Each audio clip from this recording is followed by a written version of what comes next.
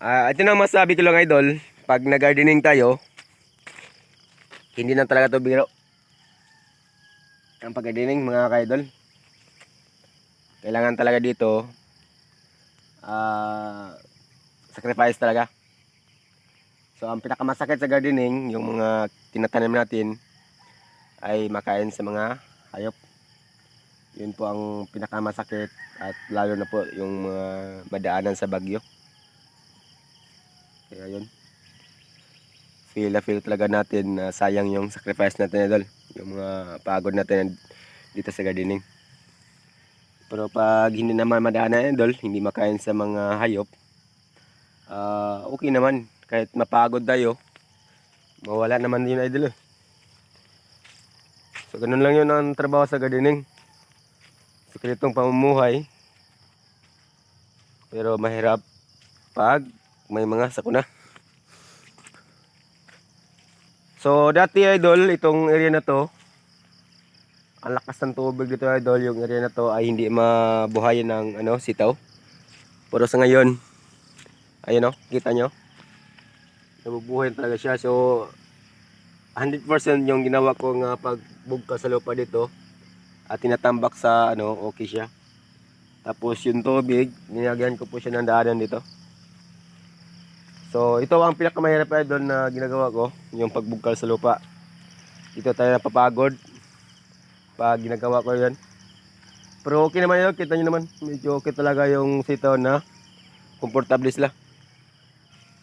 Yun kita nyo. So okay na siya, kita nyo na idol. Ito na po ang sistema. So idol, kita nyo naman, medyo okay talaga. Medyo nakita natin yung sitaw pag mataas na. Yun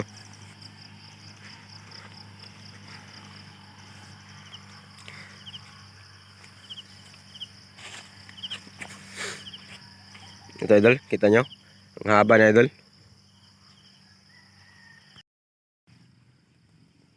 Ito ang mangyayari idol pag kinakain sa kambing yung mga tinatanim nating sitaw o ano pang mga tanim natin. Parang mawala talaga siya. Kita nyo, hindi talaga okay, hindi na talaga okay ang maging kalabasan niya. So yan idol, kailangan pa talaga siya na ipaparecover natin para babalik yung natural na paglaki niya idol. So ito ang pinakamahirap, katulad yan. Kita nyo. Tapos pagdating sa itaas, medyo okay na siya idol. Pero mahirap talaga. Matagal ang proseso bago ma-recover natin. Tulad ito idol. Yan diba?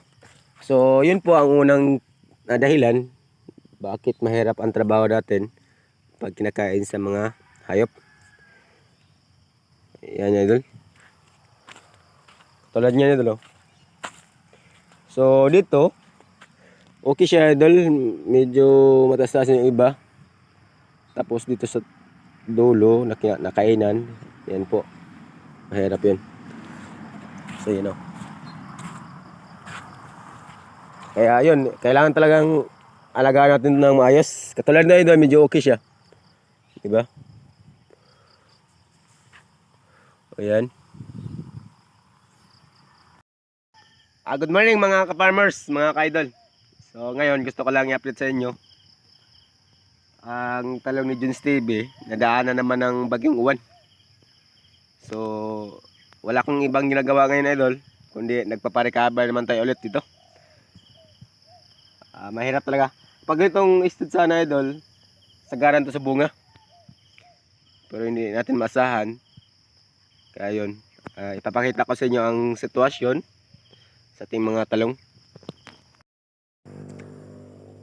Ito na po ang resulta idol sa ating talong nadaanan sa bagyong uwan.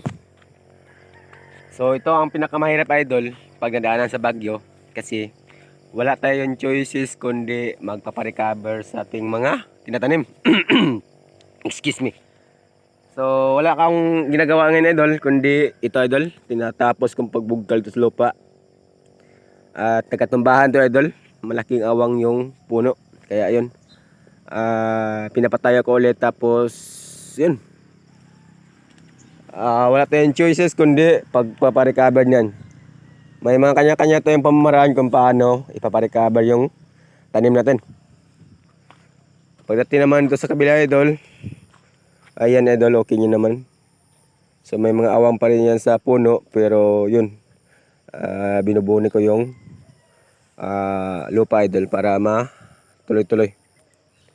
So ganun lang, papunta yan sa dulo. So lahat ng sacrifice natin, sana mabalik yun. Ayan. So dati, kung nakita nyo sa video natin, idol, ay maliliit pa to at yung area mahirap. So pag nag-starting tayo sa idol sa pagtanim, may mga kanya-kanya tayong pamamaraan.